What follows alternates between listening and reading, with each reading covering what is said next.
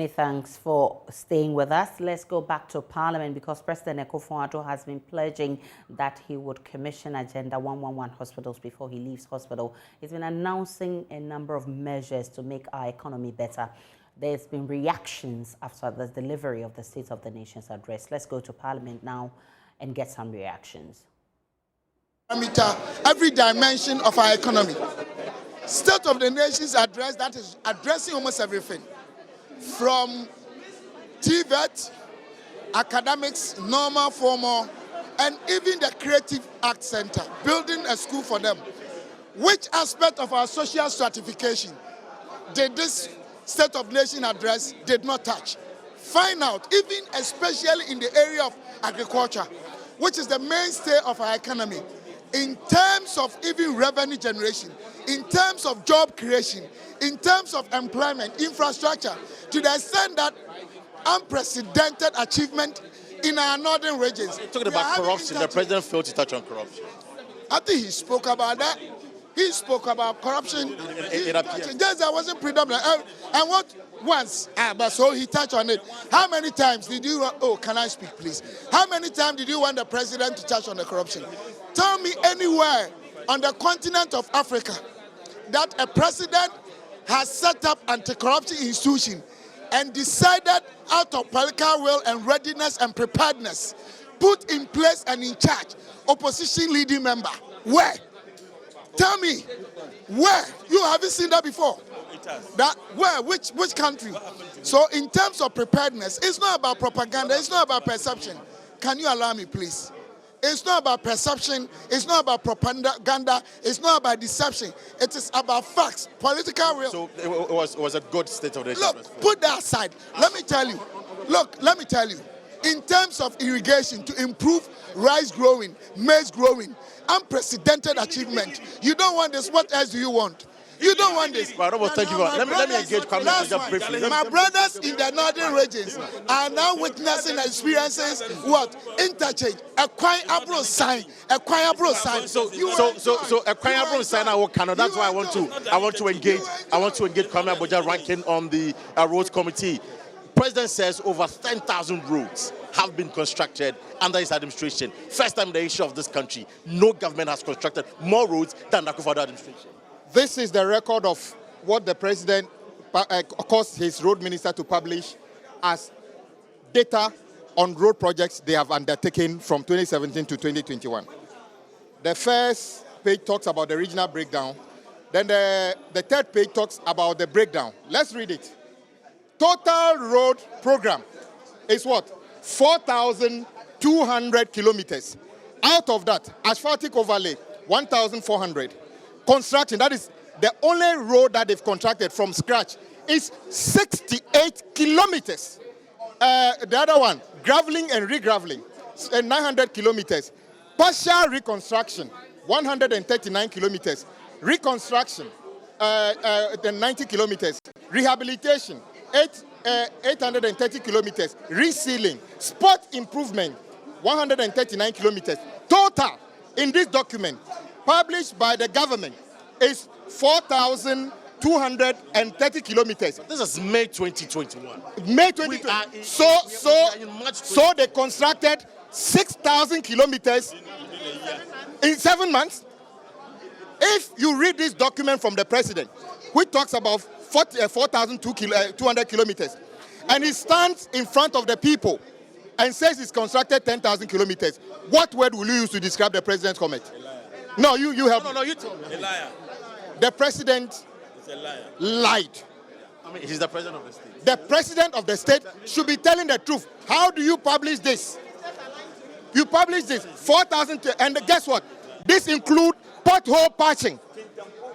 The only road they've done, apart from asphaltic overlay, is 68 kilometers. Where from the 10,000 kilometers? Mr. President, you wanted us to come together with you, but I don't want to be with you as a liar. You lied, Mr. President. The roads you said you've worked on, not constructed, worked on, which include re-graveling, graveling, asphaltic overlay, it's only 4,200 kilometers. Mr. President, how do you want the whole country, including pastors, or Okonfo, Muslims, to be with you in your game of lying. We cannot be with you. You lied about it. So perhaps you can say he misled. I mean, if what you're saying is My true. brother, don't find misinformation. My brother. But lying is my quite brother. a strong word. Look, listen. In this country, when you are black, you are black. When you are white, you are white. If somebody knows the truth and says otherwise, how do you call the person? Right. So, so the Tamale interchange. It's not an interchange. Listen. Hold on. No. The Tamale interchange. I think. Hold on. Oh well. The dictionary definition of an interchange is anytime there's a grade the separation, you can call it an. I can give them to them, but don't forget, Tamale interchange is one of the smallest of the phase 1 of the Sino Hydro project, all of which should have been completed by 2020. Out of the 10 projects, only one. If you have you set an exam, and there's a 2 hours exam, and after 4 hours you've answered one question, what do you tell the person? What bomb? Well, so that's Kwame Abuja there for you. Mutala, I mean, your highlights quickly on this one. Article 67 of the 1992 Constitution is very clear. The President shall deliver the State of the Nation's address. What we witnessed today was not the State of the Nation's address. It was the State of Nation promises. The President once again spent over 90% of the time telling us promises. And the shocker was that the palpable falsehood. The President stated that the sugar factory, that it is 86% complete. The reasons why people had problems with it was when they said that we didn't have the raw materials. I want you to ask the President whether they have identified the raw materials and as to whether they have enough raw materials for which reason they intend to commission. He mentioned the word corruption once, and he didn't tell us how they were going to fight corruption. He told us anti-corruption agencies and that the resources were available. And the fact that he's resourced. What happened to the special prosecutor? The special prosecutor they appointed, for which reason they want to tell us that they went beyond MPP and appointed an NDC person. How did he describe the President? He described the President as the mother serpent for corruption. So if you want to look at the verdicts given to the office of the special prosecutor by this President and Mr. Martin Amido, is nothing to write home about. But let me make this conclusive statement.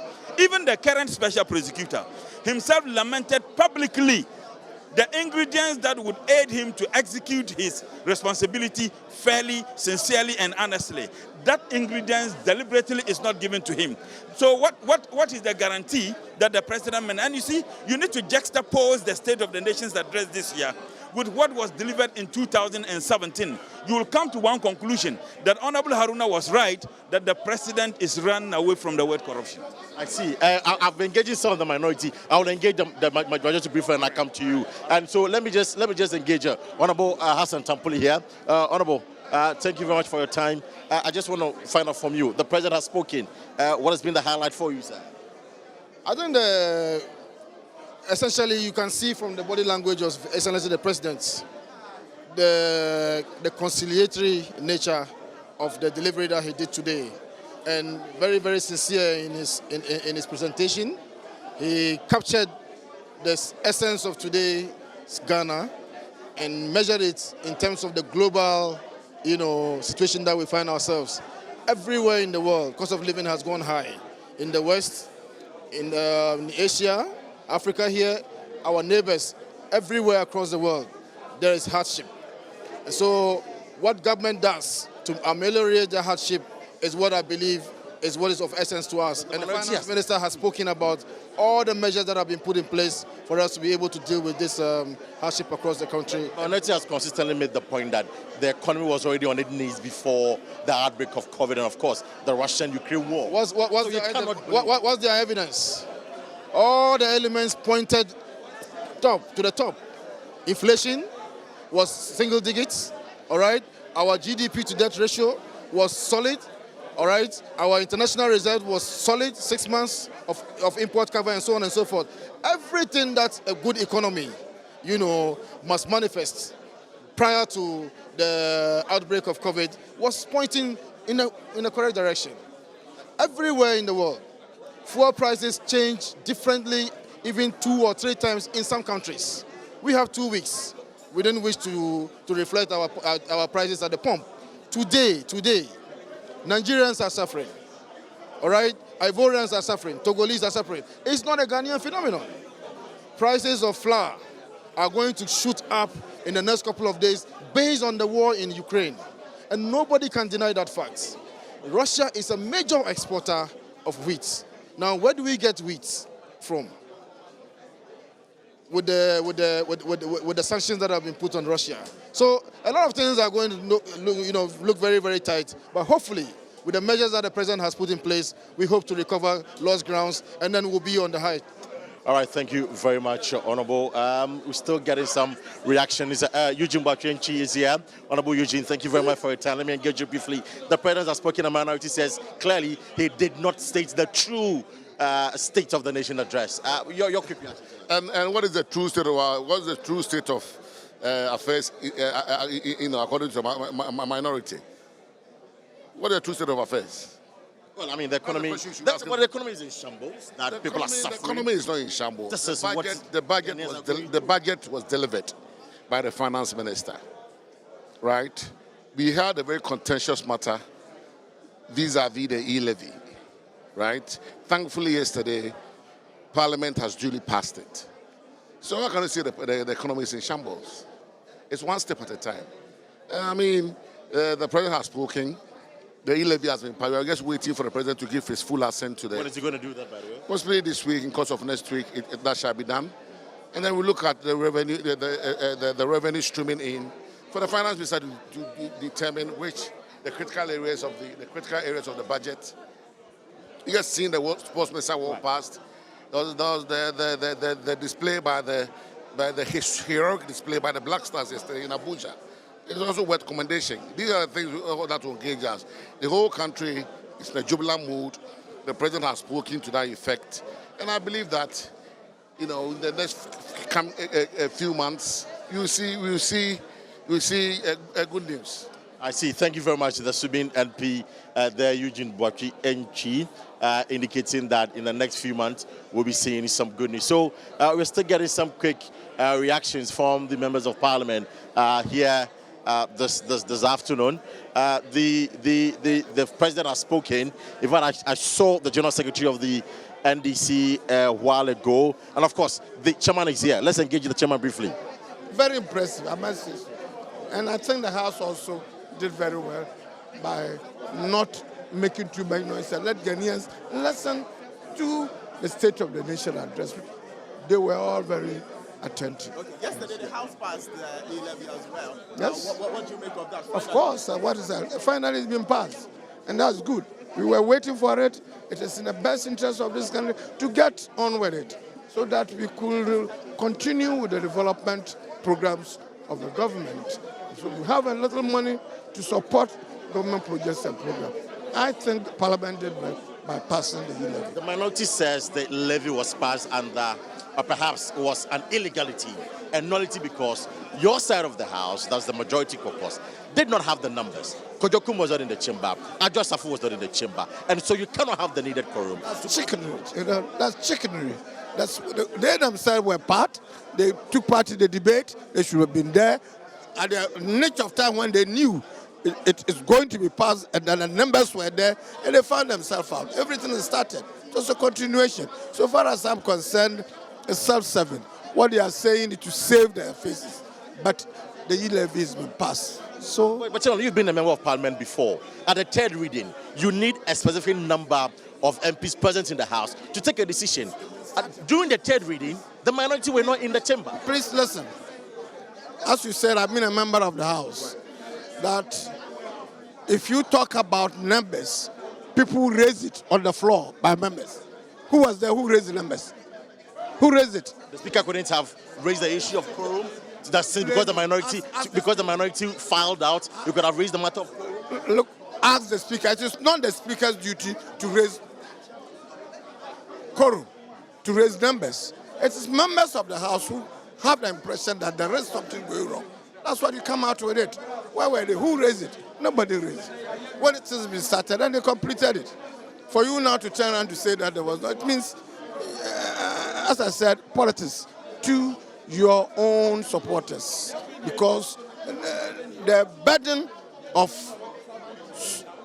standing against the e-levy passing for this country was too much on their shoulders. They had to give in.